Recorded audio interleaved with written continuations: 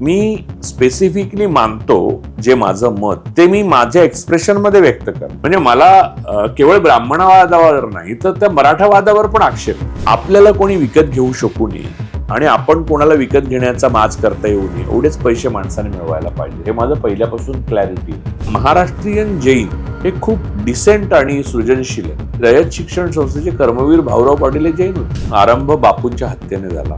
बाबरी मशिदीचं पतन पाडणं हे मध्य होता. हा अंतभाग आहे. त्यांच्या मुलीने एक मध्ये फॅशन शो मध्ये 250 कोटीचा एक ब्लाऊज घातलेला, त्यामध्ये निजामाच्या मुकुटात असलेला पाचू होता. पैसे ही एकच गोष्ट अशी आहे जी अरबांकडची मोदींना चालते. इथला अब्दुल गरीब आहे त्यामुळे त्याला RSSचे लोक कुचल डालते. ज्या बहुजन घरामधली बाई गुरुचरित्राचं पारायण करते ना, ते घर नवऱ्याने दारू पिण्या एवढंच बसतं. मग परमेश्वर आहे की नाही तर याबद्दल मी कोणतंही मत व्यक्त करू इच्छितो. ते ज्याने त्याने शोधायचं आहे आणि त्याने परमेश्वराचं शोधायचं नाहीये, त्याने स्वतःचं शोधायचं. म्हणजे बुद्धांचं हेच थिअरी खरी होती की तू कोण आहेस हा खरा प्रश्न आहे. परमेश्वर कोण आहे हा अस्तित्वात प्रश्नच नाही. परमेश्वर ही सिस्टीमने दिलेली संकल्पना आहे. तर एवढा जोमदार मराठी माणसाला खणखणीत पाय असताना कुबड्या घेऊन फिरण्याची आवड निर्माण झाली, तिथे तुमचीच माती झाली आहे. म्हणजे बघा ना, तो खराब बुवा निघाला तिकडे, तो नाशिकचा, तो काय त्याने ओष्णोजल दिलं होतं सगळ्या मंत्र्यांच्या गाड्या लागायच्या ते प्यायला. गंमत अशी की ते ओष्णोजल मध्ये व्हायग्रा जी टाकायचा तो, ती व्हायग्रा मेडिकलवाला त्याला मोफत द्यायचा यासाठी की त्याला सांगितलं की तुझं भवितव्य मी बदलतो. म्हणजे तो मेडिकलवाला सायन्स विकत होता पण विश्वास नव्हता त्याचा सायन्सवर. RSSचे स्लीपर सेल आहेत सगळे, बुवा बाबा श्री श्री सद्गुरू बापू सगळे. हे एका संपलेल्या संस्कृतीच्या अवशेषांचे सांगाडे फिरतात.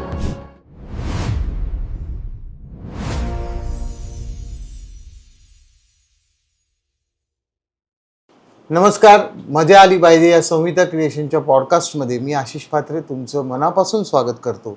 आज आपण ज्यांच्याशी गप्पा मारणार आहोत ती व्यक्ती आपल्या सगळ्यांसाठी स्पेशल आहे आणि माझ्यासाठी खूप स्पेशल आहे, कारण त्यांच्या एकंदरीत लेखनावर किंवा त्यांच्या पॉडकास्टमधील मतांवर विचार करून करून करून माझा थोडासा काही म्हणतात तो अभ्यास झालेला आहे. पिंड पोचला गेला असं म्हटलं तर वावगं ठरणार नाही आणि माझ्यासारखी गत अनेकांची असू शकते. आपल्याला आज भेटायला आलेले आहेत पत्रकार असतील किंवा राजकीय समीक्षक असतील, लेखक असतील, अनेक विविधांगी भूमिकेत आपण त्यांना पाहिलंय. ते आपले राजू परुळे. नमस्कार. नमस्कार, खूप खूप स्वागत आहे. आणि संवाद नावाचा एक कार्यक्रम ETV वर तुम्ही होस्ट करायचा, तो मैलाचा दगड आहे. आजपर्यंत तसं काम कुणीही केलेलं नाही, कारण त्याचं संशोधन असेल, त्याच्यामध्ये विचारले जाणारे प्रश्न असतील, ओजस्वीपणा, ती मृदुता, एका मुलाखतकाराला काय नेमकं अपेक्षित आहे प्रसंगी क्रॉस करणं, त्याच्याकडनं काढून घेणं, हे आजच्या मीडियाने आवर्जून पाहावं असं काम तुम्ही करून ठेवलेलं आहे की आप तो थकतेही नाही आहे वगैरे जेव्हा सुरू होतं तेव्हा. तर त्यावेळी नेमकं तुम्हाला काही कुणी असं बिस्किट वगैरे द्यायचं नाही का की मला हेच विचार म्हणून? संवाद पासूनच नाही. इनफॅक्ट तेव्हा ना मी जेव्हा सुरू केलं आणि कार्यक्रम जेव्हा करायला सुरुवात केली आणि तो हळूहळू पुढे गेला आणि तो पॉप्युलर झाला, तेव्हा मला असे काय कुठची स्टाईल वगैरे डोक्यात नव्हती, म्हणजे जे नंतर लोकांना वाटायला लागलं. आणि दुसरं असं की त्याचं संशोधन माझं असायचं, पण मी लिहिलं काहीच नाही आहे त्याच्या संदर्भात. म्हणजे कागदावर आधी काहीच लिहायचो नाही. म्हणजे माझा तो एक स्वतःचा हे आहे की कागदावर, मी मुळात लेखक असल्यामुळे कागदावर लिहिलं ना की माझा कॅथार्सिस होतो. मग मला ते मौखिक जमत नाही. मी मौखिक जे केलं की कागदावर लिहायला जमत नाही. म्हणून मी नेहमी म्हणतो की भाषणांना बोलवू नका, लिहिता येतं. मग मला शांतपणे किंवा लिहित असेल मग भाषणाला जाता येत नाही. म्हणजे दोनातला एकच करू शकतो मी कुठचंही तरी एका वेळेला, एका फेजमध्ये. त्यामुळे मी त्याच्यात काही लिहिलं नव्हतं कधीच आणि मी अगोदर काही हे करायचं नाही. त्या दिवशी विचार करायचा. तेव्हा असं बिस्किट देण्याची परंपरा पण तेव्हा फार नव्हती डेव्हलप, आणि असेल तर माझ्यापर्यंत ती कधीच आली नाही. पण त्याच्यामध्ये एवढ्या प्रकारची माणसं आली होती ना, आणि एवढी छोटी माणसं जी महान आहेत. म्हणजे खरं तर एक मुस्लिम मनुष्य आलेले, मला वाटतं राजू खान नाव होतं त्यांचं.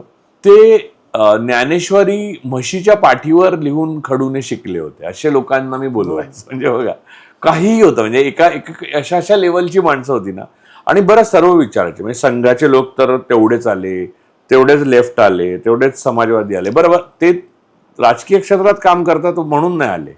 त्यांनी कोणी शाळा काढली, कोणी गोशाळा काढली, कोणी एकाने तर मनुस्मृतीवर अभ्यास केला. एवढं काय गोपाळ गोडसे पण येऊन गेले, म्हणजे नथुरामचे भाऊ.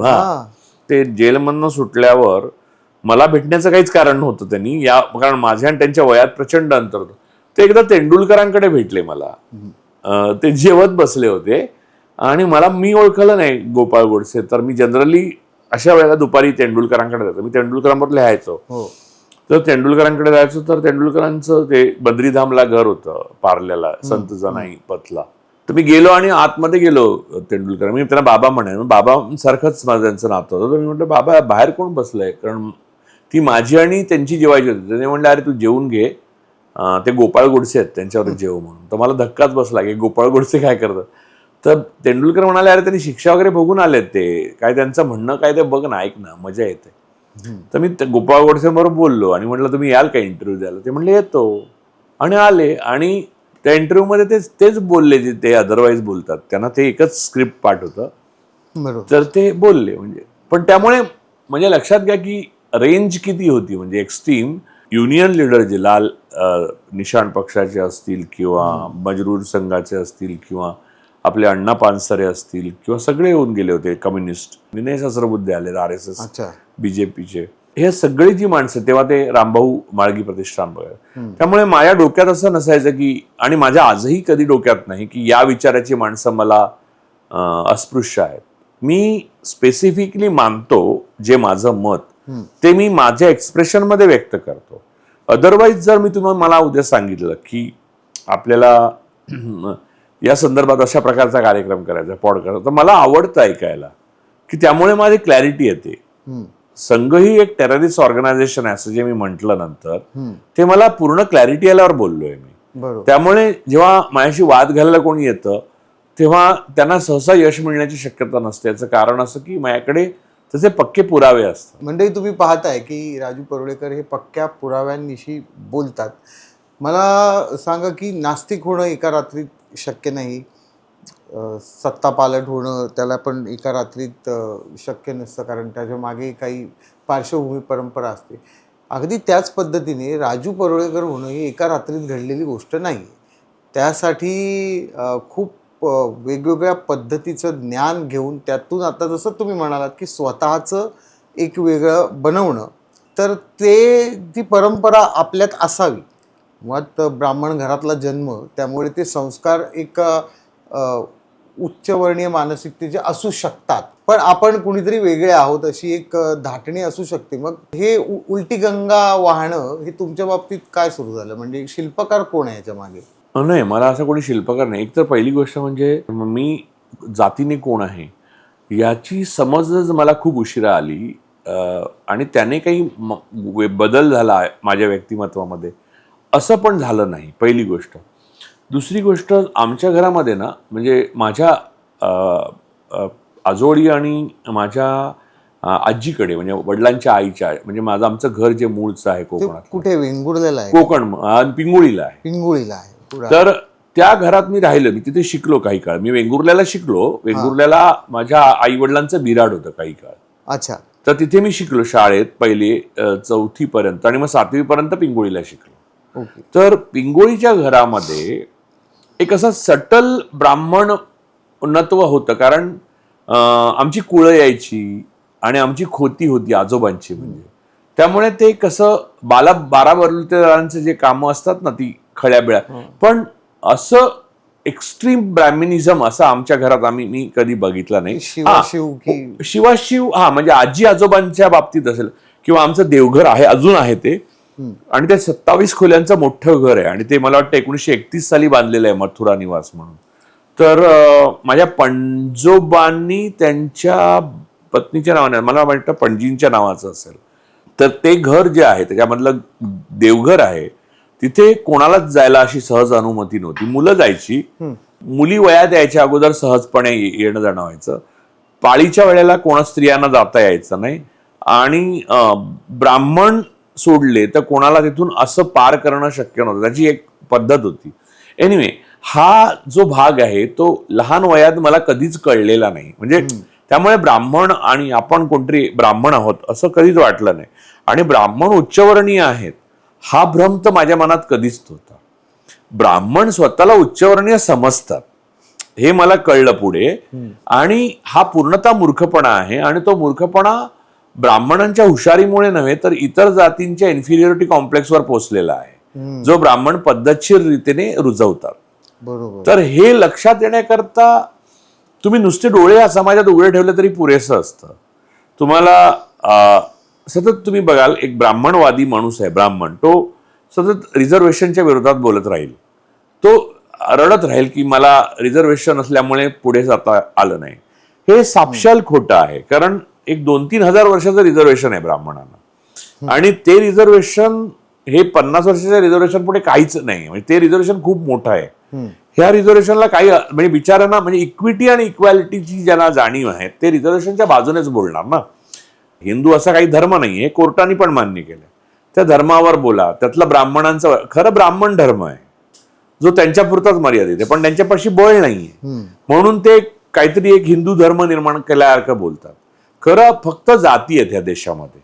बरोबर. आणि ब्राह्मण ही एक इतरांसारखी जात आहे. आणि किंबहुना तुम्ही नीट जर बघितलं आत्ता गेल्या काही काळात म्हणजे गेल्या 14 वर्षात त्यांना परत कोंब फुटलाय. त्यामुळे आपण बघायचं झालं तर जास्तीत जास्त पाकिस्तानचे हेर, तर कुरुलकरचं उदाहरण म्हणजे त्या शर्माबाई वगैरे ज्या औरंगाबादमध्ये सापडल्या, किंवा मूर्खार्क बोलण्याकडे कल, किंवा धर्मग्रंथांची माहिती नसताना अधिकारवाणीने बोलणं, किंवा आपल्या धर्माच्या बाबतीत अतिशय विश्वास असणं कारण तो वाचलेलाच नसणं, या सगळ्या गोष्टी ब्राह्मणांमध्ये जास्त आढळतील तुम्हाला. माझा मित्र आहे ज्याच्याबरोबर तुम्ही माझे खूप एपिसोड्स पाहिले असतील, प्रथमेश पाटील, इंडी जर्नलचा संपादक मालक, तर फाउंडर आहे तो. तर तो मला सांगत लहानपणापासून असं एक ब्राह्मणांकडे गेलं की आपल्यावर चांगले संस्कार होतात तसं आई वडिलांना पण आईला वाटायचं म्हणजे असं. त्यामुळे एक शेजारी ब्राह्मण बाई राहायच्या त्यांच्याकडे पळा. तर ही जी भावना आहे ना ती मूलतःच भयानक आहे. आणि ही ह्या भावनेमुळे झालं असं की नेक्स्ट टू ब्राह्मण मराठ्यांमध्ये पण आपण अहंकार ठेवला पाहिजे जातीचा ही भावना रुजली. आणि त्यामुळे मराठ्यांचा जो परत कोम आला वरती तो पण याच ब्राह्मणीकरणाचा भाग आहे. त्यामुळे इतर जाती व्यवस्थेमधल्या ज्या जाती आहेत म्हणजे ते ओबीसी आहेत, बॅकवर्ड क्लास आहेत, आदिवासी आहेत, नोमॅडिक ट्राईब्स आहेत, त्यांच्या सृजनशीलतेला या समाजात वावच उरला नाही. आणि हे वर्षानुवर्ष चालू आहे. हा गावगाड्यामध्ये तुम्हाला सतत जाणवतं बघा. म्हणजे नामांतराची चळवळ चालू होती तेव्हा ब्राह्मणांचे वर्तमानपत्र, जी नियतकालिका वगैरे होती, जे समाजवादी ब्राह्मण पण होते त्यातले, आणि मराठ्यांची जाळपोळ, याच्यामुळे दलितांच्या चळवळीची अपार हानी झाली. जी चळवळ इक्विटी आणि इक्वॅलिटीसाठी होती. ह्याबद्दल बोलायला आपण का कचरतो याचं मला खूपदा आश्चर्य वाटतं. म्हणजे मला केवळ ब्राह्मणवादावर नाही तर त्या मराठावादावर पण आक्षेप आहे की या प्रकारची तुम्ही जे उलटा गंध लावून फिरणार त्याने तुम्ही शिवाजी महाराज होत नाही. मी छत्रपती शिवाजी महाराजांना मानतो याचं कारण त्यांची जात मराठा होती म्हणून नाही किंवा कुणबी होती म्हणून नाही, ते कुळवाडी भूषण होते म्हणून नाही, ते थोरच होते म्हणून मी मानतो. मी कोणत्याही माणसाला त्याच्या जाती धर्मा पलीकडे पाहू शकणं ही पूर्व अट आहे. कारण मी आणि ते सगळे लोक असेच जन्माला येतात ते नागडे असतात तेव्हा. पण मी तुम्हाला दुसरं पण सांगतो की हा मी जो असा विचार करतो तसा करण्याचा पण आमच्यामध्ये घरामध्ये काही पायंडा नव्हता. माझ्या वडिलांकडनं आणि आईकडनं असं मला आठवत नाही कोणी की चौकटी बाहेर किंवा आखून दिलेल्या मार्गाबाहेर कोणी काही करायला बघत होतं विचार. त्यामुळे तेही काय माझ्याकडे नव्हतं. मग तर मला असं वाटतं मी असं करायला लागल्याचं एक मुख्य कारण म्हणजे मी लहानपणी फार दुर्बल होतो. म्हणजे अजूनही आहे पण तेव्हा तर फारच होतं शारीरिकदृष्ट्या. आता निदान फॅट तरी वाढली आहे, तेव्हा तर फॅट पण नव्हती माझ्या अंगामध्ये आणि मी असा एकदम बारीक होतो. त्यामुळे मला बुली फार करायचे. आणि त्यामुळे मला माणसांमध्ये मिसळायला भीती वाटायची. आणि मग मी पुस्तकं जास्त वाचायला लागलो आणि मग कल्पनेच्या जगात रमायला लागलो. मग थिअरीज वाचल्या, मग माणसाची प्रगती कशी झाली ते आलं. मग मला सतत असं वाटायला लागलं की माणूस बलवान कशामुळे होतो ह्याचा शोध घेण्याकडे माझा कल आला. आपल्या लहानपणी माहिती की बाळ ठाकरे खूप पॉवरफुल माणूस होते मुंबईतले. ते शारीरिकदृष्ट्या असे काय बलवान नव्हते. मग मला असं वाटायला लागलं की पंतप्रधान जे बलवान असतात त्यांच्या मागे गाड्या फिरतात ते पण काय शारीरिकदृष्ट्या बलवान.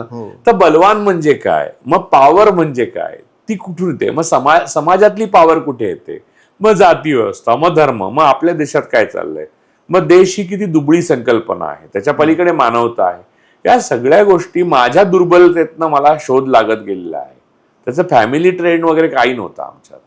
ओके, म्हणजे तुम्हाला एका प्रकारचा तो त्यावेळेस जो कॉम्प्लेक्स म्हणूया आपण की हो. व्यक्तिमत्वाचा अगदी व्यक्तिमत्वाचा कॉम्प्लेक्स नाही, मारच खायचो मी डायरेक्ट मारच. 4 मुलं मिळून मला रोज मार. म्हणजे कसं आहे की गावामध्ये असतो ना तर शहरामध्ये त्या मानाने माहित नाही मला, पण एक कल असतो किंवा समाजामध्ये सुद्धा. आता मी जे ब्राह्मणवाद म्हणतोय तो तोच आहे, किंवा मराठावाद म्हणतोय तो तोच आहे की बलवान 4 माणसं एकत्र आली की एक दुबळ्या माणसाला चोपायचा. संघाच्या लोक आता सत्तेत आल्यावर ते नॉन संघी लोकांना चोपत सुटलेत, किंवा मुसलमान. शाखेत जायचं का? नाही, मी शाखेत 3 दिवस एका घोलप नावाच्या मित्राबरोबर गेलो. RSSच्या शाखेत. तो ब्राह्मणच होता.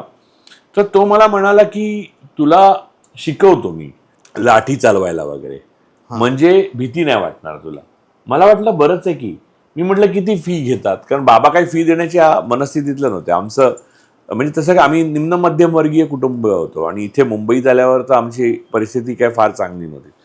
तर मी म्हटलं लाठीला, ते म्हटलं शिकवत पैसे नाही घेत गुरुजी, ते गुरुजी म्हणतात ना त्यांना. तर ते अच्छा म्हटलं हे तर भारीच आहे, एक तर लाठी शिकवणार, हेही पैसे नाही घेणार, फक्त ते बिल्डचे पैसे लागतात, ते तुला आपण करू म्हणजे ऍडजस्ट, असं नाही सांगितलं. मग घेऊन गेला मला तो. आणि तेव्हा डोंबिवलीत राहायचो मी. नेहरू मैदानावर शाखा भरायची. ते वातावरण वगैरे बघितलं, मी म्हटलं अरे म्हणजे बळाचं आकर्षण हे अंततः छळाचं आकर्षण होऊ शकतं, हे माझ्या लक्षात आलं.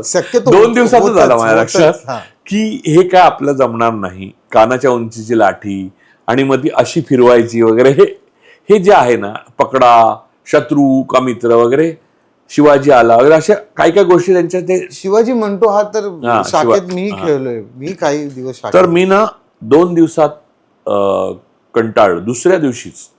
तिसऱ्या दिवशी असं झालं की मला ग्राउंडवर असतानाच पॅनिक अटॅक आला. बरं. म्हणजे मला अँझायटी आणि पॅनिक अटॅक येतातच, म्हणजे संध्याकाळच्या. आता नाही येत, पण तेव्हा खूपच यायचंय. पॅनिक अटॅक काय संघ बाहेरून थांबवत नव्हता ना, म्हणजे तेव्हा.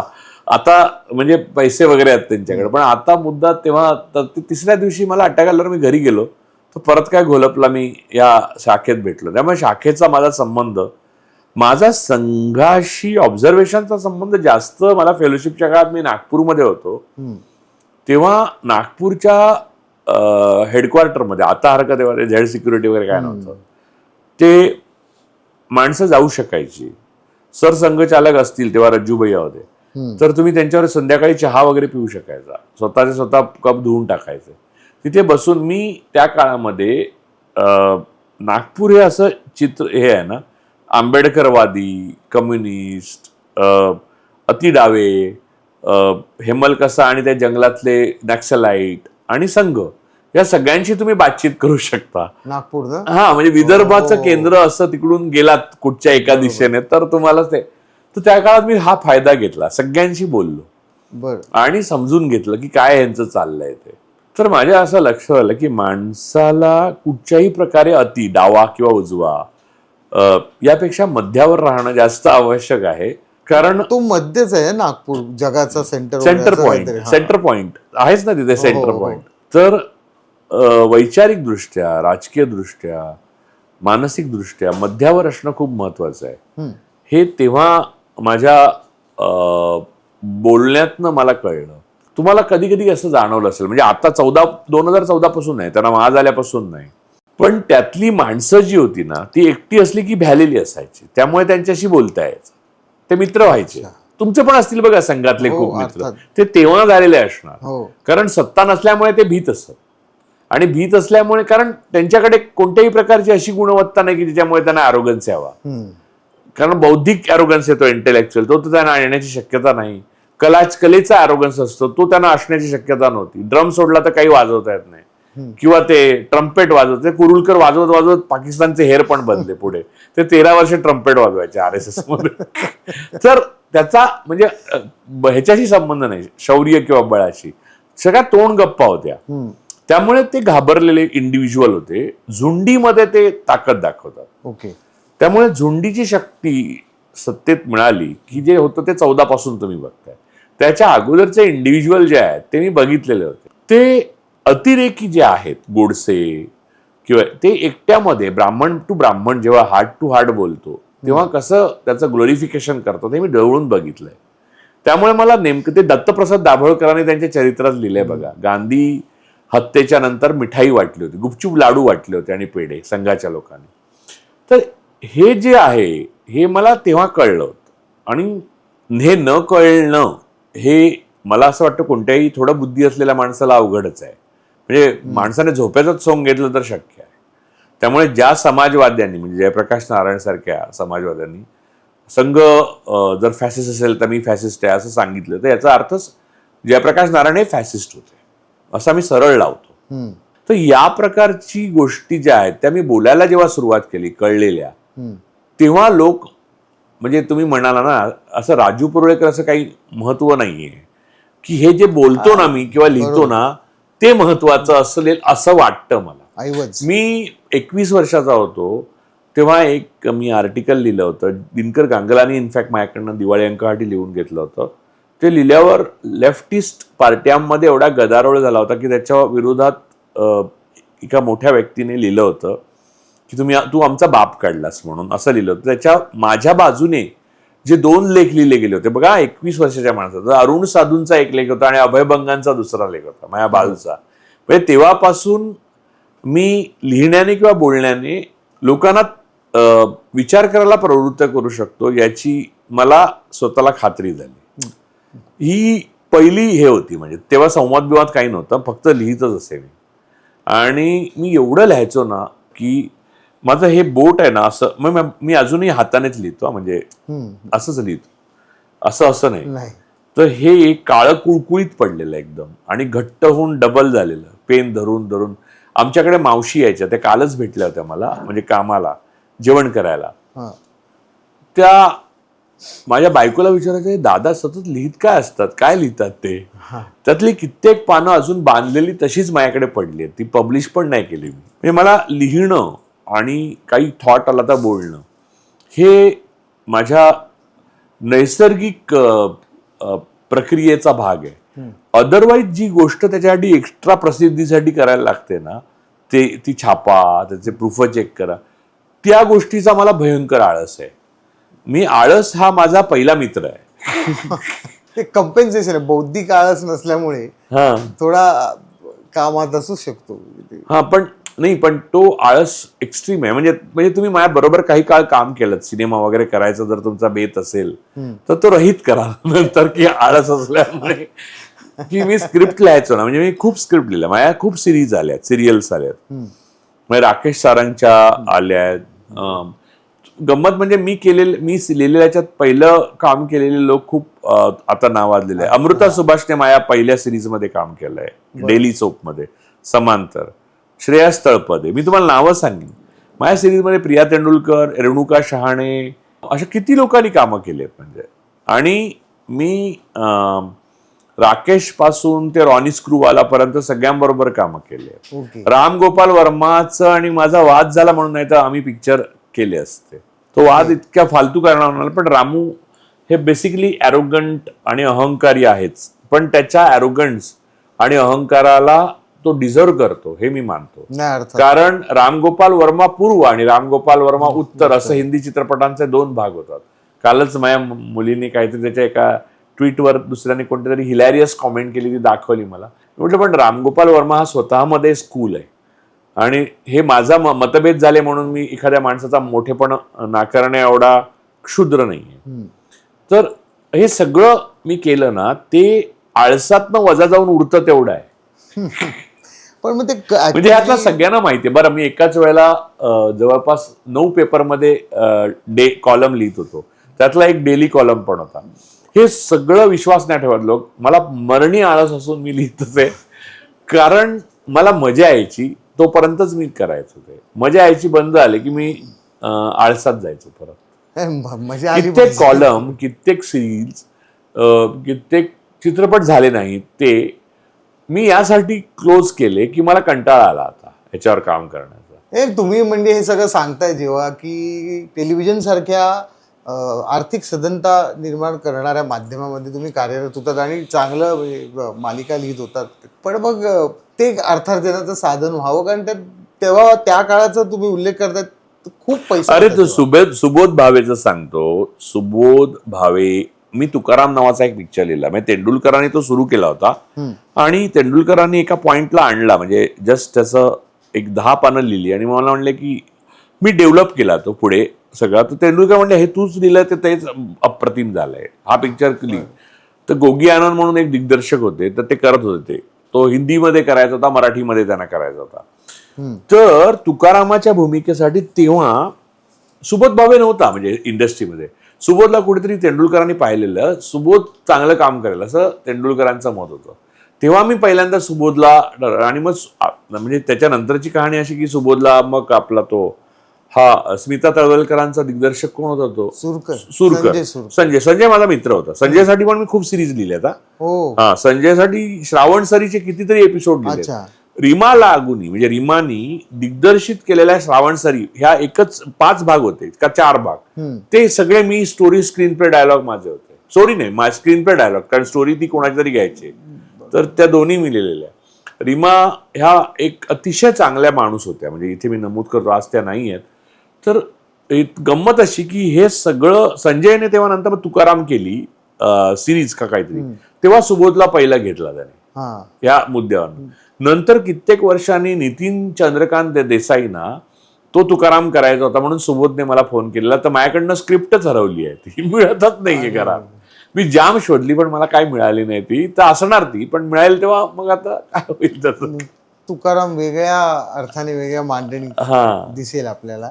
पण मग ते पैसे, माझं पैसे आर्थिक गणित पण महत्वाचे आहेत, तर ते अर्थकारण तिकडे शोधावं असं नाही वाटलं की. असं आहे की मला माझ्या आयुष्यात कधी श्रीमंत व्हावं असं काही वाटलं नाही. एक, आपल्याला कोणी विकत घेऊ शकू नये आणि आपण कोणाला विकत घेण्याचा माज करता येऊ नये, एवढेच पैसे माणसाने मिळवायला पाहिजे, हे माझं पहिल्यापासून क्लॅरिटी आहे.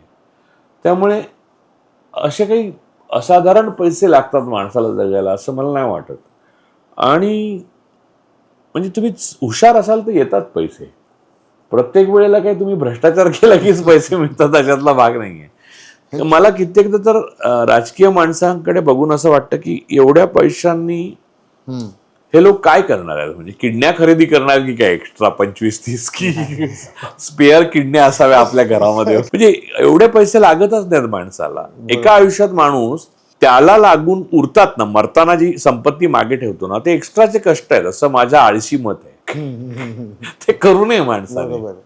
आणि त्याचा उपभोग पण घेतला जात नाही, कमवण्यातच वेळ. हा, म्हणजे तो पुढची लिगसी म्हणून ज्यांच्या नावावर वगैरे ठेवतो ते काय अपंग आहेत का? कारण माझ्या वडिलांनी मला काहीच ठेवलं नव्हतं, तर त्यांना काही प्रॉब्लेम झाला नाही किंवा मलाही प्रॉब्लेम झाला नाही, तर माझ्या पुढच्या पिढ्याने व्हायला नको किंवा कोणत्या पिढ्यानं व्हायला नको. बरोबर. तर मला असं वाटतं की एक्स्ट्राचे कष्ट कशाला करतात ही माणसं, त्यापेक्षा आराम का नाही करत. माझा एक मित्र आहे, आम्ही नाटक करताना आमची चर्चा व्हायची अशी इतर, तेव्हा त्याने एक वाक्य असं एक थेरी मांडली होती की एक एकांकिका बघून आलो आम्ही आणि एक आमच्यातलं इमोशनल झाला. बाप मुलाची एकांकिका, की लॅपटॉपवर अडकलेला मुलगा बापाला गंगा तट तिकडे मुक्तीधाम तिकडे घेऊन आजोबांच्या ह्याच्यासाठी, आणि मग दोघंही कसे इमोशनल होतात तिकडे जाऊन त्या. तर रुईयाची, त्यामुळे भव्य दिव्य एकांकिका. तर तो असं इमोशनल. तर हा माणसाने त्याला एका, बघ हे सगळं ठीक आहे, चांगली ॲक्टिंग वगैरे, पण बापाने मुलाला मोठं करावं आणि त्याचं काहीतरी करावं ही त्याची जबाबदारी आहे. कारण की त्याच्या इच्छेने तो मुलगा या जगात आलाय. मग त्याला किती मुलं आहेत, तेवढी त्याची तयारी आहे का आर्थिक आणि पुढच्या लागणाऱ्या गोष्टींची, घर आहे का तेवढं, तर मग त्याने ती करावी. मुलाची जबाबदारी नाहीये. करेक्ट आहे. मुलाने एका सर्टन पॉईंट नंतर आई बापाला जबाबदारच राहिलं पाहिजे. हे जे कुटुंब संस्था तुमच्यावर बिनवते, त्यातनं हे दुष्टचक्र सुरू होतं की माझा बाप माझा मुलगा, माझा बाप माझा मुलगा. यातनं बाहेर तुम्हाला समाज दिसत नाही की देश किंवा इतर गोष्टी. हे मला इतकं पटलं होतं. बुद्धदास कदम नावाचा दिग्दर्शक मित्र आहे आपला, त्याचं हे ऑब्झर्वेशन होतं. तर याबद्दल काय वाटतं? हा अचानक आले. हे 100% करेक्ट थिअरी आहे ही. माझं पण हेच मत आहे की आई वडिलांनी मुलांना जन्म दिल्यामुळे मुलांबाबत आई वडिलांची जी जबाबदारी आहे ती त्यांनी पार पाडायची. त्यानंतर मुलांवर आई वडिलांच्या म्हातारपणाची जबाबदारी ही अत्यंत फेक गोष्ट आहे. पर्सनली मी तर नेहमी, मला मुलगी आहे तर मी नेहमी सांगतो की तुझी ही जबाबदारी नाही. हो, म्हणजे ते मला पटलं, कारण की नाही 100 बरोबर. म्हणजे मुलांची जबाबदारी फांद्या नाही घेऊ शकत. मुळांपासूनच फांद्या आल्या त्या काय त्यांना जबाबदारी घेणार. मला एक वेगळ्या पद्धतीचा प्रश्न म्हणून थोडासा आजच्या परिस्थितीविषयीचा प्रश्न विचारायचा आहे की आता आपला देश कृषी प्रधान मानसिकतेचा होता एकेकाळी, आता तो धर्मेंद्र प्रधान मानसिकतेचा झालेला आहे. हो, म्हणजे हे शिक्षण क्षेत्रात झालं, हे आरोग्य क्षेत्रात होतं, हे अजून बँकिंगच्या क्षेत्रात पैसे घेऊन कोणाचं काही होताना आपल्याला दिसत नाही. म्हणजे कुलदीप सेंगर पासून राम रहीमपर्यंत कोणाचं काही होत नाही. तर हे खच्चीकरण जे चाललंय, एक तर शिक्षण व्यवस्थेविषयी तुम्ही तुमचं मत आत्ताच्या सांगा, आणि या खच्चीकरणाविषयी आपण नंतर विस्तृतपणे बोलूया. सरकारी शाळांमध्ये जे शिकवलं जात असे पूर्वी ते अद्भुत होतं. म्हणजे शिक्षणापेक्षा सोशलायझिंग जे व्हायचं, म्हणजे माझ्या वर्गामध्ये लहान असताना, म्हणजे मी जेव्हा सरकारी शाळेत जात असे वेंगुर्ल्यात आणि याच्यात, तेव्हा काजूच्या फॅक्टऱ्या असलेल्या मालकाची मुलं पण यायची आणि धुणी भांडी करणाऱ्या आईची पण मुलं यायची आणि ते एकत्र मित्र असायचे, म्हणजे त्यांना कळायला लागेपर्यंत. तर या सोशलायझेशन मधनं एक वेगळं शिक्षण व्हायचं. पुन्हा शाळेत जे शिकवलं जायचं ते चोख असायचं. माझं पर्सनल मत सांगतो आणि हे खूप मागासलेलं वाटू शकेल, काही प्रमाणात पाठांतर ही आनंददायक आणि चांगली गोष्ट आहे. पाठांतर नसल्यामुळे माणसाचं खूप नुकसान होतं. पाठांतरावर अभ्यासक्रम उभा नाही पाहिजे, पण पाठांतराचा एक कंपोनंट माणसामध्ये पाहिजे. त्याला नैसर्गिकपणे सृजनशीलपणे विचार करण्याची पद्धत डेव्हलप झाली पाहिजे. पण पाठांतर ही पण एक गोष्ट आहे, ती पण आली पाहिजे. म्हणजे जसं आम्ही लहानपणीचे श्लोक किंवा पाढे आपल्याला आत्ता पण पाठ आहेत, त्याने खूप फरक पडतो माणसाच्या व्यक्तिमत्वात. हे सगळं सरकारी शाळांमध्ये ज्या पद्धतीने केलं जायचं ना, बरोबर, ते अतुलनीय होतं. ते सगळं मोडून काढलेलं आहे. आता जेवढी जास्त फी घेते ती शाळा महान असं मानण्याची प्रकार आलाय. त्याच्यावर मी आणि माझ्या मुलीने एक एपिसोड पण केलेला मध्यंतरी, शाळा आमच्या रिस्पेक्टिव्ह शाळांबद्दल. बरोबर. तर त्याच्यात एवढा फरक होता ना, तर माझ्या मुलीने कॉलेजमध्ये गेल्यावर तिथे पंखे होते ना, तर तिच्या शाळेत एसी असायचे कायम. तर माझ्या मुलीला असं वाटलं की काहीतरी गडबड झाली आहे कॉलेजमध्ये आणि हा पंखा लागलाय आणि एसी नाहीये. तिने विचारायला सुरुवात केली की एसी का नाही वगैरे. अशीच असतात कॉलेज. तर माझ्या शाळेमध्ये मला वाटतं लिहिलंय पण ते, अरुण शेवतेंचा जो दिवाळी अंक असतो ऋतुरंग, त्याच्यात एकदा लिहिलंय की दर बुधवारी आम्ही शेणाने सारवायचो. अच्छा, त्यावेळेस मुलं. तर माधुरी दीक्षितचा एक सारवल्याचा उल्लेख. समाधान ना माधुरी सारखं नाही, माधुरी मला असं वाटत नाही. मी अनेक नटांना आणि नट्यांना पर्सनली माझे मित्र आहेत. कोणत्याच माणूस आपल्याहून वेगळा आहे असं कधीच वाटत नाही. मग तो पंतप्रधान असो किंवा नट असो. आपल्याकडे काय होतं की मागे पुढे गाड्या ठेवून माणसाला स्वतः मोठे आहोत असं दाखवण्याचा एक सवय आहे. त्याने माझ्यावर काही दबाव वगैरे येत नाही. मला फक्त आठवलं कारण लहानपण त्या पिढीचं कधी ना कधी सारवण्याशी संबंध आला हे मला लक्षात येतं. पण ती सारवासारवी आज जी शिक्षण क्षेत्रात चालू आहे, 5 वेळा पेपर फुटून सुद्धा काहीही गोष्टी पुढे जात नाहीत. ही शिक्षण व्यवस्था बनवण्याच्या मागे हेतू काय असावा? कारण की जी एक हायरार्कीची व्यवस्था आहे, त्यांची लोकांना गरिबीत ठेवणे, अज्ञानी ठेवणे, अशिक्षित ठेवणे हे पहिल्यापासूनच आहे. तेच इम्प्लिमेंटेशन आहे ब्राह्मणवादाचं. अर्थात सनातन जे काही होतं. देशातल्या अनेक राज्यांमध्ये त्या लँग्वेजच्या शाळांची वाईट अवस्था होत जाणे हळूहळू, हा सुद्धा त्या व्यापक कटाचा भाग आहे. बरोबर आहे. शिक्षणापासून बहुजनांना वंचित करणं, प्रथिनांपासून बहुजनांना वंचित करणं, व्हेजिटेरियन सांगून. नॉन व्हेजिटेरियन हे सोर्स आहे ना प्रथिनांचा.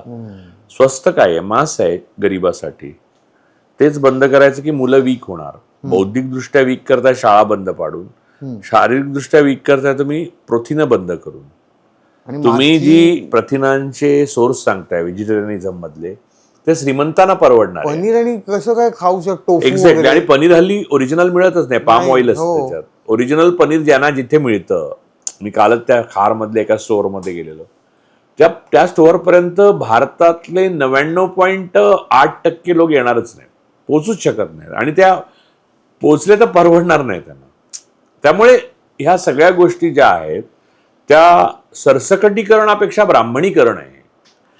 त्या ब्राह्मण शब्दाचा कोणाला हे असेल तर असं घ्या की सनातनीकरण करतायत त्याचं. सनातन हा शब्द मूलतः बौद्ध पुराणातून आलाय. सनातन हा कोणताही हिंदू टाईप्स शब्द नाही, ब्राह्मणी शब्द नाही. पण त्यांना जर सनातन म्हणजे अँशंट म्हणायचं असेल तर ते ब्राह्मणीकरणच आहे. मग अँशंट इथलं अँशंट ब्राह्मण आहे. त्याच पद्धतीचं आताचे मॉडर्न टूल्स वापरून गोष्टी राबवल्या जात आहेत. अगदी. आणि म्हणजे शिक्षण व्यवस्था हा त्यातला एक भाग आहे. असं सगळ्याच पर्यावरणापासून वंचित ठेवणं किंवा प्रोटीन खाण्यापासून आणि मेंदूची मशागत अशा पद्धतीने करणं.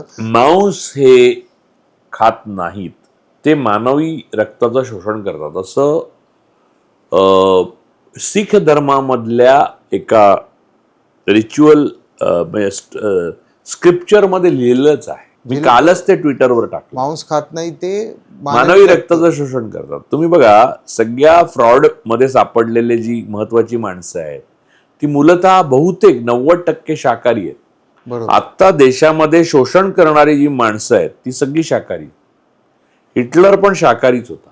आणि आपले आजूबाजूचे जे दिसतात ज्यांनी कांड हा म्हणजे जैन लोकांनी, जे गुजराती जैनांनी, मला कालच अनेकांनी म्हटलं, जैन धर्म हा मुळात ब्राह्मणवादाविरुद्ध लढण्याकरता निर्माण झालेला. ब्राह्मणांनी जैनांचा जेवढा नाश केला, त्यांच्या संतानात छळलं, तेवढं कोणी नाही केलं. आज ते त्याच्यात घुसून काय करायला बघतात, ते चुकीचं आहे. एकतर जैनिझम हा पूर्णतः हिंदू आणि ब्राह्मणिझमच्या विरोधात आहे, असला पाहिजे. म्हणजे बाय थिअरी जर तुम्ही तीर्थंकरांचं अनुकरण कराल तर ते तर बाजूला राहा. त्याच्यात त्यांनी जे काय शाकाहारवादाचं स्तोम माजवले. आणि तुम्ही वर्चस्ववाद जो आणताय गुजरातमधनं, महाराष्ट्रीयन जैन हे खूप डिसेंट आणि सृजनशील आहेत. तुम्हाला एकच उदाहरण सांगतो की रयत शिक्षण संस्थेचे कर्मवीर भाऊराव पाटील हे जैन होते, मराठी जैन. त्यामुळे महाराष्ट्रीयन जैन हा वर्चस्ववादी नाहीये. पण गुजराती जैन जे आहेत त्याच्यावर अवि दांडिया हे दिगंबर जैन आहेत, अमेरिकन भारतीय. आज त्यांनी मोठं ट्विट टाकलंय, स्वतःचा व्हिडिओ टाकलाय की हे बरोबर करत नाही आहेत भारतातले जैन, कारण याचे बॅकलॅशेस आणि कॉन्सिक्वेन्सेस आहेत.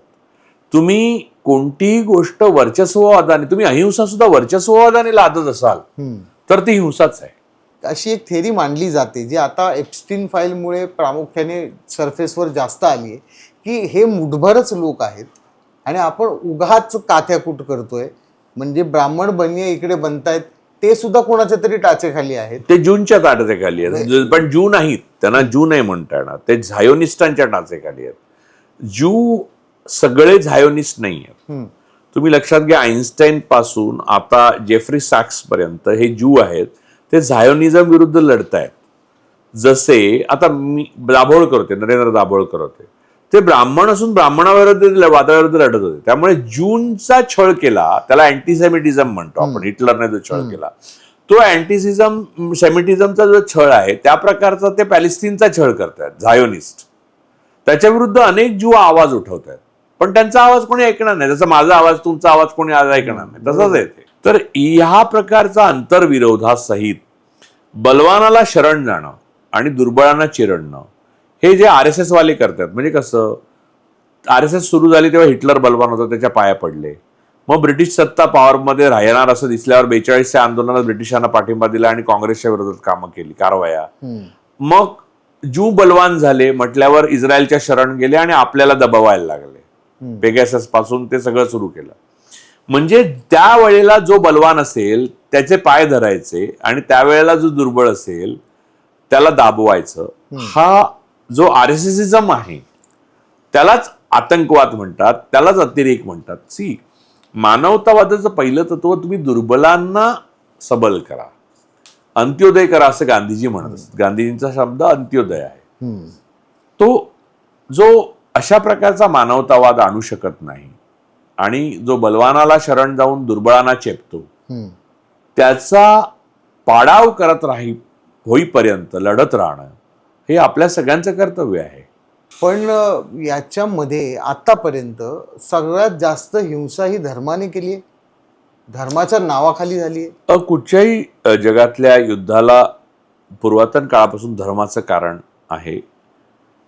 मुळामध्ये धर्म म्हणजे नेचर असं पण म्हणू शकता तुम्ही. त्यातून तुम्ही जे उपदेशात्मक जे स्क्रिप्चर्स लिहिले गेले त्यातले 3 महत्वाचे धर्म अब्राह्मनिक रिलिजनमध्ये जुडाइझम, त्यानंतर ख्रिश्चॅनिटी आणि नंतर इस्लाम. या बाजूला बुद्धिझम आहे, जैनिझम आहे, सिखिझम आहे आणि अनेक त्यातले पंथ पण आहेत. लक्षात घ्या की धर्मामुळे लढा झाला एवढंच खरं नाहीये. अख्खी 2 महायुद्ध जी आहेत ती ख्रिश्चनांनी आपापसात लढली आहेत आणि सगळे मुस्लिम देश एकामेकाविरुद्ध लढत आहेत इतका काळ. आणि ज्यू आणि झायोनिस्ट यांच्यात लढा चाललेला आहे. आणि भारतात आपण हिंदू जर म्हटले सगळे तर आपणच RSS विरुद्ध लढतोय. त्यामुळे अब्दुलचं भय नसून या जगाला अतिरेकी वादी असलेले बलवानाला शरण जाऊन दुर्बळांना चिरडणाऱ्यांचं खरं भय आहे, जे RSSism आहे भारतात. जगात वेगवेगळं आहे. जगात इस्रायल आहे, नेत्यानाहू आहे. हे सगळे जगभर तुम्ही म्हणता मुठभरांचं राज्य आहे. हो, मुठभरांचं राज्य हा एक टेरर प्रोजेक्ट आहे. तो जगभर राबवला जातो वेगवेगळ्या प्रकारे, जेणेकरून मुठभर लोक मजा करू शकतील. दुसऱ्याचा आनंद हा आपला आनंद मानणं हा धर्म आहे खरा माणसाचा. तर काय म्हणतात ते, खरा तो एकची धर्म जगाला प्रेम अर्पावे. बरोबर. जर दुसऱ्याचं दुःख बघून तुला बरं वाटत असेल तर तू विकृत माणूस आहे. तू या पृथ्वीवर राहण्याच्या लायकीचा नाही. जे आत्ता तुम्ही बघताय सत्तेत आहेत ते लोकांचं, त्यातूनच राजीनामा न देणारे लोक निर्माण झाले. तुम्ही एक डायरीमध्ये एक त्यावेळेस लेख लिहिला होता, तो म्हणजे बाबरी मस्जिद जेव्हा सुरुवातीला पाडण्यात आली 91-92च्या काळामध्ये, तेव्हा तुम्ही त्याविषयी लिहिलं होतं आणि तुम्ही सातत्याने नंतरही तो एक महत्त्वाचा प्रसंग मानून त्याच्या आधीचं आणि नंतरचं, तर तो इतकं काय त्या प्रसंगाने बदलून गेलं असं वाटतं तुम्हाला, की ज्याचा त्रास आपल्याला सहन करावाच लागणार? 3 प्रसंग या देशात मला असं वाटतं की अतिरेकवादाचा जन्म आला या देशामध्ये, आधुनिक भारतामध्ये. पहिला गांधी हत्या, दुसरा बाबरी मशिदीचं पतन आणि तिसरं मोदींची निवड.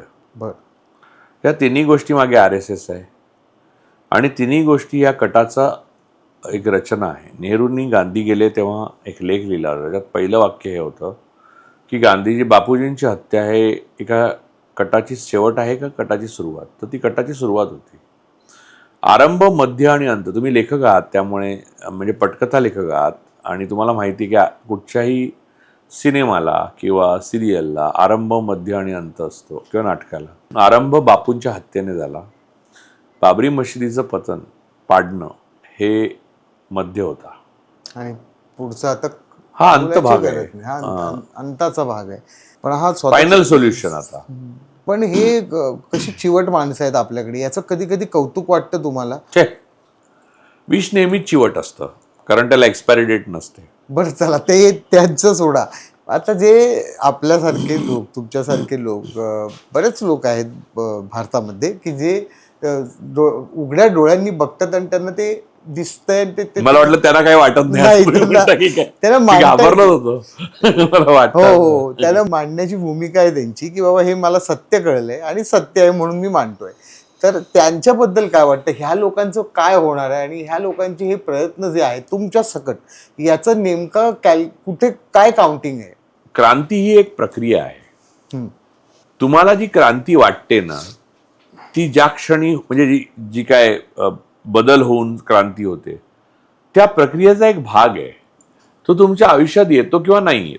तुम्ही क्रांती या प्रक्रियेचा भाग असला पाहिजे.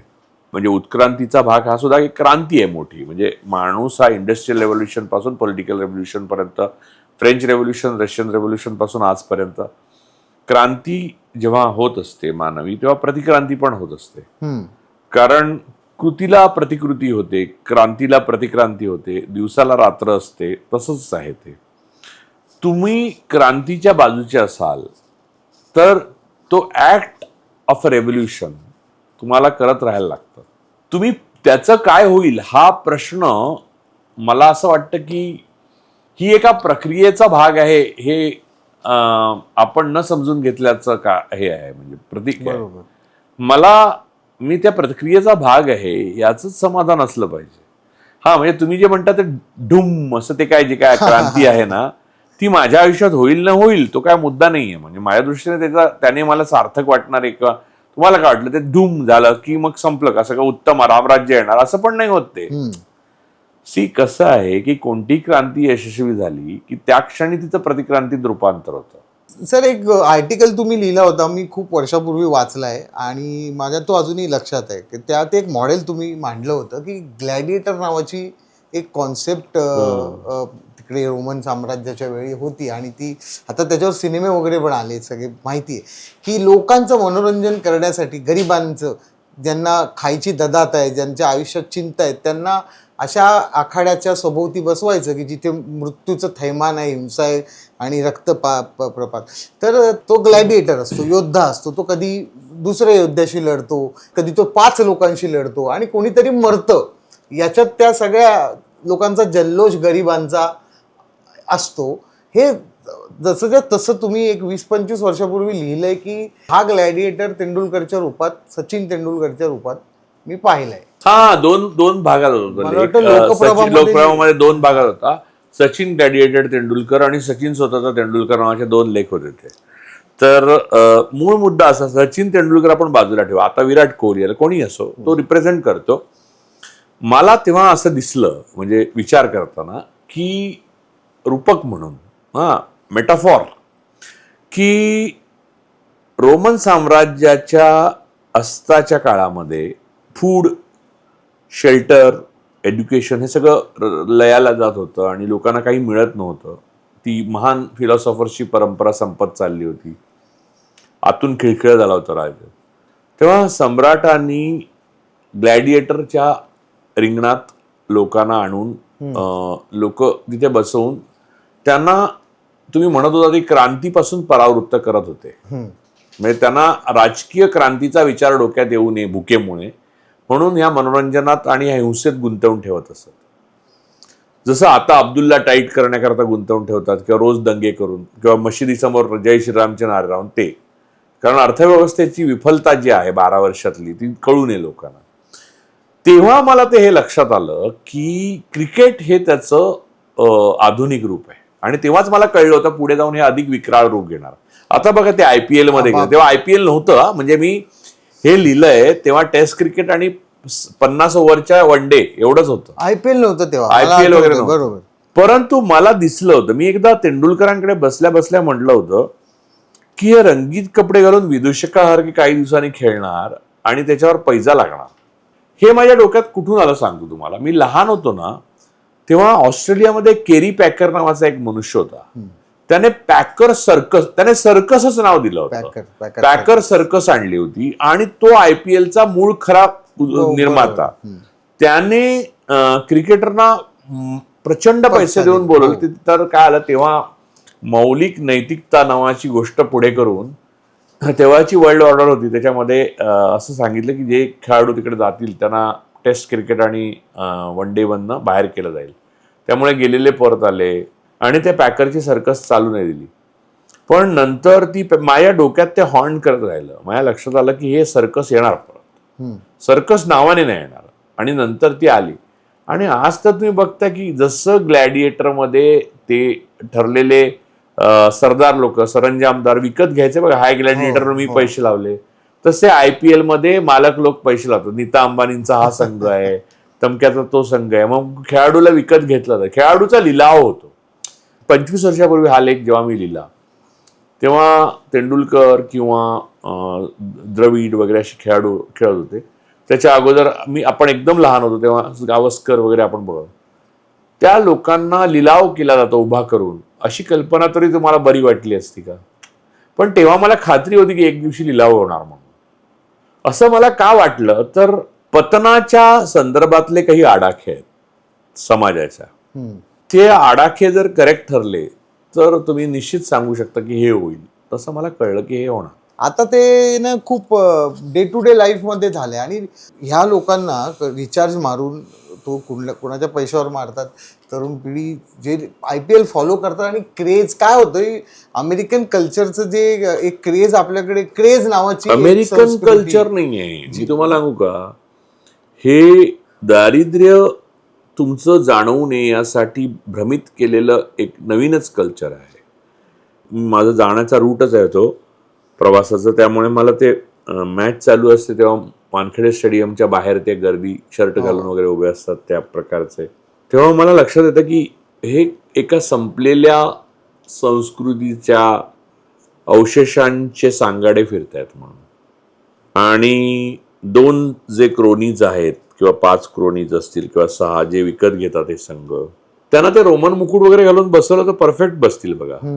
त्या बघा राण्या वगैरे असतात आणि तसंच त्या नीताताई वगैरे बसतात आणि बघा ते म्हणजे तुम्हाला कळतं की 250 कोटीचा त्यांनी हिरा पाचू घातलेला वगैरे असं दुसऱ्याशी बातून त्या पण घातला याच्या बघा रोमन बायका, 250 कोटीचा पाचू वगैरे. हा ना, ज्याचं ज्या ग्लॅडिएटरला विकत घ्यायला जायचं त्याला डोक्याला ते ऑलिव्ह ऑइलचं मुकुट बांधायचं वगैरे, तसंच तिथे पण अगदी म्हणजे काय चला, म्हणजे माणूस फिरून फिरून तिथे येतो. हे मी जे तुम्हाला सांगतोय, क्रांती नंतर प्रतिक्रांती, मग परत क्रांती, परत प्रतिक्रांती, ते तसंच आहे. ते नीता अंबानीचं तुम्ही उदाहरण दिलं तर ती पॅव्हलियनमध्ये काहीतरी 30-40 लाखाची तिच्याकडे पर्स होती.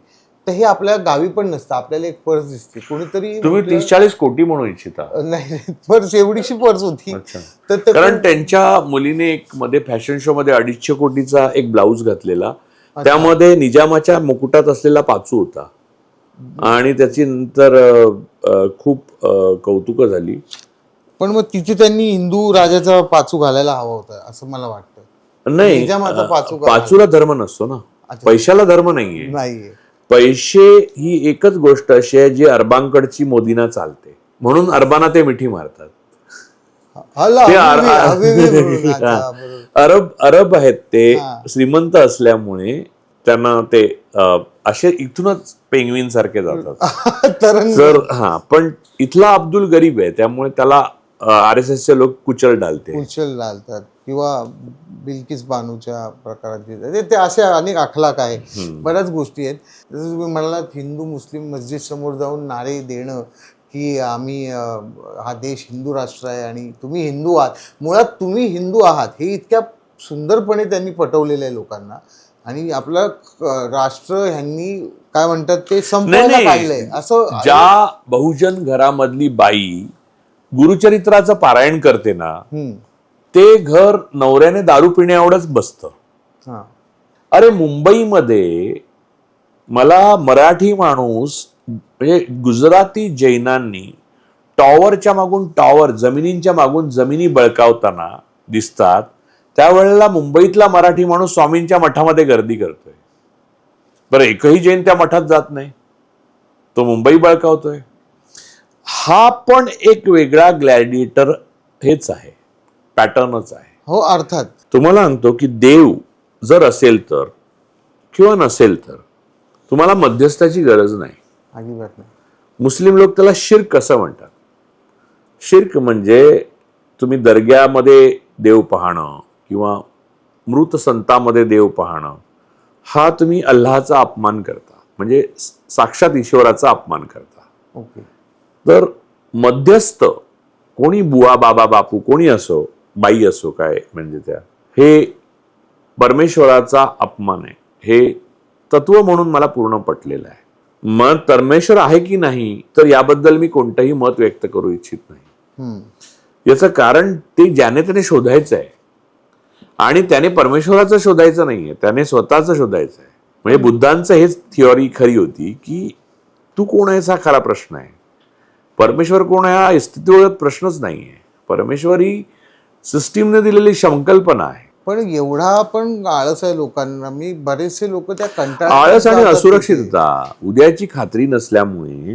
म्हणजे मराठी नट्या किंवा मध्यमवयीन मराठी नट्या तर प्रत्येक मुलाखतीत कुठेतरी स्वामींबद्दल, नाही नाही स्वामी मोठी प्रचिती देतात असं असं इतक्या ठामपणे सांगतात की त्यांना फॉलो करणाऱ्या 50 बायका अचानक स्वामी त्या कुठचे जे असतील त्यांना पाया पडायला लागतात. मला ते असण्या किंवा नसण्याविषयी काही म्हणायचं नाहीये, ते असतील तर चांगलं आहे. पण याचा अशा प्रकारे प्रचार होतोय, याचा अर्थ असा होतो की तुम्हाला भूल दिली जाते. यानंतर काहीतरी तुमचं ऑपरेशन होणार आहे, किडनी काढून विकणार आहेत कोणतरी. त्यामुळे मुंबईतले टॉवर गेले म्हणून मराठी माणसाने रडण्याची गरज नाहीये. दारू एवढंच भीषण व्यसन अध्यात्माचं आहे, ते लागलं त्याच दिवशी तुमचे जाणार होते जमीन. पण मुंबईतल्या मराठी माणसाचा उल्लेख झाला म्हणून मी जरा ती तार छेडू इच्छितो की ज्यांनी मक्ता घेतला होता ती शिवसेना नावाची संघटना, की बाबा मराठी माणसाला आम्ही पार करून, म्हणजे मुंबई मराठी माणसाची, हे जे काही सोंग आणलं होतं असं माझं वैयक्तिक मत आहे. मी गिरण गावात वाढलो आहे, त्यामुळे मला तिथल्या घडामोडी, नगरसेवकाची घरं कशी भरली आणि काय झालं आणि रस्त्यांची कामं सतत का चालू, जे कॉन्क्रीटचे रस्ते ब्रिटिशांनी बांधले होते ते 60-70 वर्ष टिकत होते आणि मग काय सुरू झालं हे मी बघितलंय.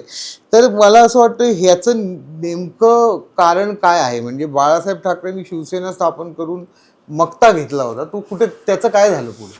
चूक बाळासाहेब ठाकरे किंवा कोणत्याही नेत्याची नाही, म्हणजे त्यांची चूक आहे, त्याच्यावर मी अनेकदा बोललेलो. पण मुद्दा असा आहे की मराठी माणसाला आपल्याला तारणार पाहिजे असं का वाटावं. कारण बाळासाहेब ठाकरे शिवसेना नव्हती तेव्हा पण मराठी माणूस होता.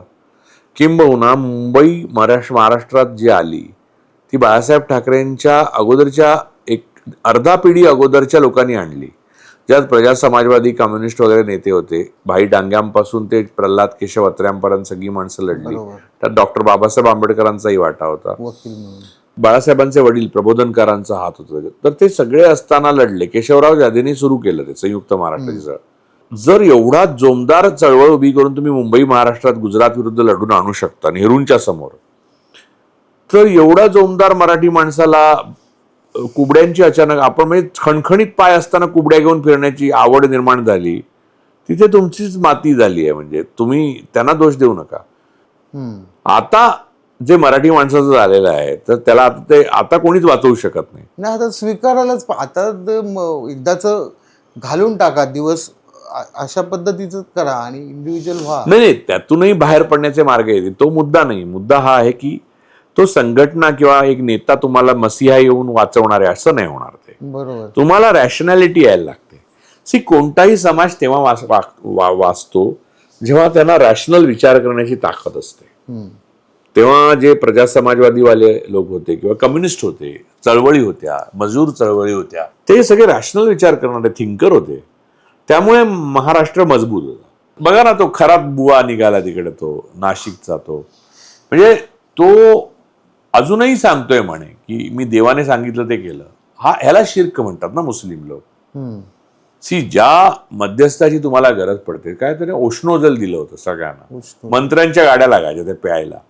आणि गंमत अशी की ते ओष्णोजल मध्ये व्हायग्रा जी टाकायचा तो, ती व्हायग्रा मेडिकलवाला त्याला मोफत द्यायचा अशासाठी की त्याला सांगितलं की तुझं भवितव्य मी बदलतो म्हणून. म्हणजे तो मेडिकलवाला सायन्स विकत होता पण विश्वास नव्हता त्याचा सायन्सवर. ही आयरनी वेगळ्या पद्धतीची आहे. मग तुम्हाला सांगतो, आपल्या कॉलेजमध्ये आपण मोस्ट एलिजिबल बॅचलर सारखे असताना एक मुलगी आपल्याला हो म्हणायला बघायची नाही. इथे खोरात बरोबर त्या बायका, चांगल्या चांगल्या मुली काय करतात, का आध्यात्मिक आहे म्हणून. तर ही जी भ्रमिष्टपणा आहे तो जाऊन रॅशनॅलिटी जेव्हा मराठी समाजामध्ये येईल, लाकडाला लाकूड, माणसाला माणूस आणि आपल्यासारखा दुसरा माणूस देव असू शकत नाही ही भावना जेव्हा त्यांच्यात रुजेल तेव्हा पुरा उद्धार होईल त्यांचा. ते RSSचे स्लीपर सेल आहे. ते सगळे बुवा, बाबा, श्री श्री, सद्गुरू, बापू, सगळे. तुम्ही कोणताही त्यातला माणूस उचलून बघा, तुम्हाला RSSच्या विरोधात बोलताना दिसणार नाही. RSSच्या विरोधात असलेलं एकमेव आध्यात्मिक संघटन जे आहे ते बेलूर मठ आहे, विवेकानंदांचं, रामकृष्ण परमहंसांचं. तिथे ख्रिसमस, ईद सगळं साजरं होतं. ते उभं करत नाही त्या लोकांना.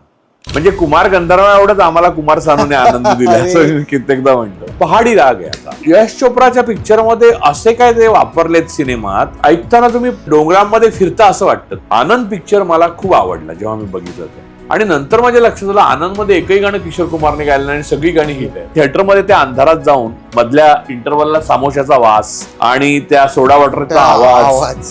महिलेचं स्थान हे पुरुषाच्या पायाकडे. ह्या तत्वप्रणालीला अंगीकारलेले संघटनेला तुम्ही देशात राज्य करायला देता. भारतीय परंपरेमध्ये पण मंदिरं पूर्वी आतमध्ये मूर्त्या नसून बाहेर सगळ्या संभोगाच्या मूर्त्या आहेत आणि देवांच्या मूर्त्या वगैरे नाही आहेत त्या.